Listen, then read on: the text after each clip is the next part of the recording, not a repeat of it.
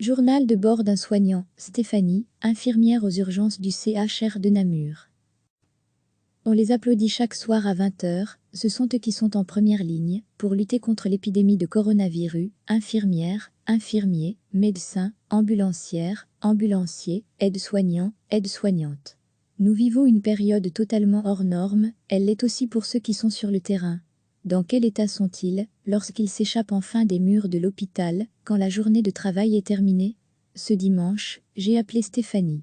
Elle a 44 ans, elle est infirmière aux urgences, elle travaille depuis 23 ans au CHR de Namur, il est 21h, quand je l'appelle ce dimanche soir, et elle vient de quitter l'hôpital, je lui ai d'abord demandé comment elle se sentait, et j'ai senti l'angoisse dans sa voix.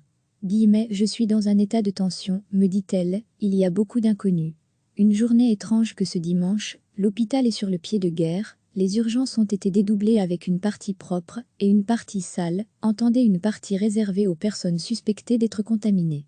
Gants, tabliers, masques, lunettes de protection, là, il faut s'équiper.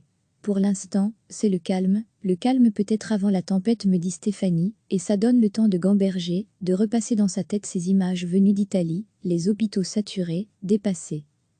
C'est vraiment interpellant, on se dit que si on doit faire face à ce genre de situation, ça va être dur à gérer physiquement et émotionnellement, on en a encore parlé aujourd'hui en équipe. J'ai peur aussi qu'on tombe malade progressivement dans l'équipe et qu'on manque de matériel.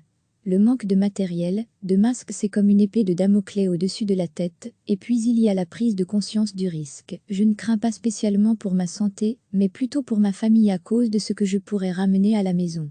Ce que Stéphanie ne dira pas, c'est qu'elles sont nombreuses les infirmières qui n'osent plus embrasser leurs enfants, qui font chambre à part avec leurs conjoints, le seul rayon de soleil, c'est cet élan de solidarité, cette reconnaissance aussi du métier, lorsqu'à 20h des citoyens applaudissent à la fenêtre. Je dois bien avouer que j'ai déjà eu la larme à l'œil, à plusieurs reprises. Ça m'émeut vraiment. Il est 21h, Stéphanie rentre chez elle rejoindre sa famille, ne pas s'épuiser physiquement, mentalement, ne pas tomber malade, demain est un autre jour. Recevez chaque matin l'essentiel de l'actualité. On les applaudit chaque soir à 20h, ce sont eux qui sont en première ligne pour lutter contre l'épidémie de coronavirus, infirmières, infirmiers, médecins, ambulancières, ambulanciers, aides-soignants, aides-soignantes. Nous vivons une période totalement hors norme, elle l'est aussi pour ceux qui sont sur le terrain. Dans quel état sont-ils lorsqu'ils s'échappent enfin des murs de l'hôpital, quand la journée de travail est terminée? Ce dimanche, j'ai appelé Stéphanie. Elle a 44 ans, elle est infirmière aux urgences, elle travaille depuis 23 ans au CHR de Namur, il est 21h, quand je l'appelle ce dimanche soir, et elle vient de quitter l'hôpital, je lui ai d'abord demandé comment elle se sentait, et j'ai senti l'angoisse dans sa voix. Je suis dans un état de tension, me dit-elle, il y a beaucoup d'inconnus. Une journée étrange que ce dimanche, l'hôpital est sur le pied de guerre, les urgences ont été dédoublées avec une partie propre et une partie sale, entendez une partie réservée aux personnes suspectées d'être contaminées.